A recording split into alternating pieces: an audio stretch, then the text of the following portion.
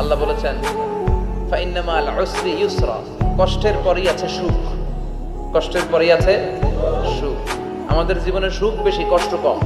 কয়দিন না খেয়েছিলাম, কয়দিন বিপদে পড়ছি, কয়দিন ডাকাইতে ধরছে, এক মাসের মধ্যে অসুস্থ থাকি কয়দিন আর সুস্থ থাকি কয়দিন, এটা হিসাব করে না। অসুস্থ যে ছিল খালি এটা খেয়াল রাখে, আছে না নাই?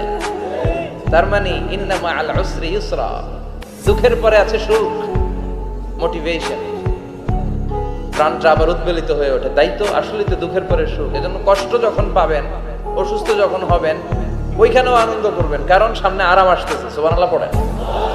মুমিনের হারাবার কিছু নাই, দুঃখ পাওয়ার কিছু নাই। মুমিন অসুস্থ হলে অসুস্থতার মাধ্যমে তার রোগের মাধ্যমে তার গুনাহ ঝরে যায়, সে আল্লাহর কাছে প্রিয় হয়ে ওঠে। তা আমাদেরকে কেউ হারাইতে পারে? কথা বলেন, আমাদের কেউ ভয় দেখাইতে পারে? মোটিভেশনাল সূরা।